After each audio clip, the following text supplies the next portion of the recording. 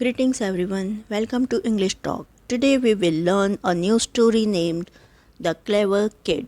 Let's get started. The Clever Kid. Among a herd of goats, there was a clever kid.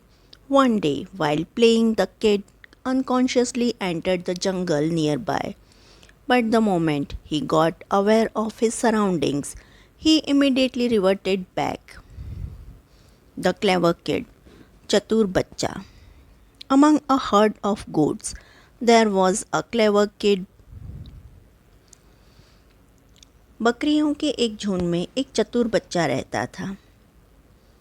One day while playing, एक दिन खेलते खेलते, the kid unconsciously entered the jungle nearby. बच्चा अनजाने में पास के जंगल में चला गया. But the moment he got aware of his surroundings, he immediately reverted back. लेकिन जैसे ही उसे आसपास के माहौल का समझ में आया, वह तुरंत ही वापस चला गया.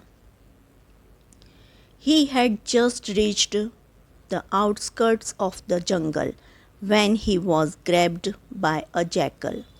Finding himself in a life-threatening situation, the kid quickly penned out a plan. He requested, "Before I satisfy your hunger, can you fulfill my last wish?" "And what's that?" asked the jackal. The kid replied innocently, "Before my demise, I shall be obliged if you let me pray to God in the temple nearby." The jackal took pity on him and agreed. He had just reached the outskirts of the jungle. वह जंगल के बाहरी इलाके में पहुंचा ही था. When he was grabbed by a jackal, एक सियार ने उसे पकड़ लिया. Finding himself in a life-threatening situation,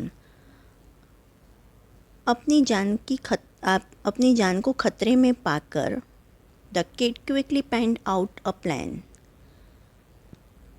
बच्चे ने जल्द ही एक योजना बनाई. He requested, उसने अनुरोध किया. Before I satisfy your hunger, मैं आपकी भूख को संतुष्ट करूं उससे पहले, Can you fulfill my last wish? क्या आप मेरी आखिरी इच्छा पूरी कर सकते हो? And what's that? और वो क्या है? Asked the jackal. सियार ने पूछा. The kid replied innocently. बच्चे ने मासूमियत से जवाब दिया. Before my demise, मेरी मौत से पहले, I shall be obliged if you let me pray to God in the temple nearby. मैं आपका आभारी रहूँगा जो आपने मुझे पास के मंदिर में भगवान से प्रार्थना करने दी तो. The jackal took pity on him and agreed.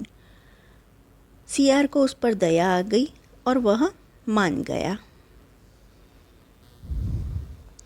On reaching the premises of the temple, the jackal loosened his grip on the kid, well aware that the temple would be closed at that hour.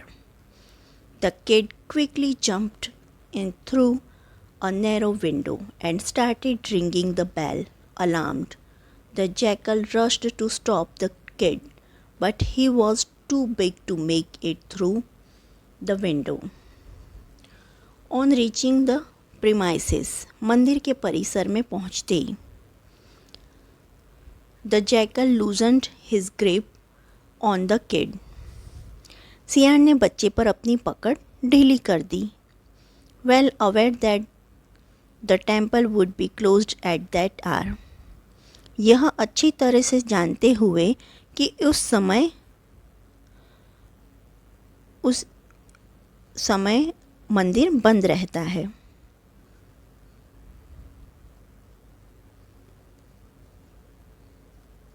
The kid quickly jumped in through a narrow window. बच्चा जल्दी से एक संकरी खिड़की में अंदर कूद गया. and started ringing the bell और उसने घंटी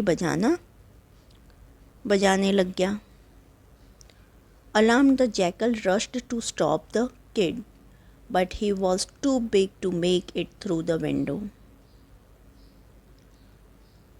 सियार बच्चे को रोकने के लिए दौड़ा, लेकिन वह इतना बड़ा था कि खिड़की से नहीं निकल सका। जिस खिड़की में वह बच्चा था, उस खिड़की में वह नहीं जा पाया।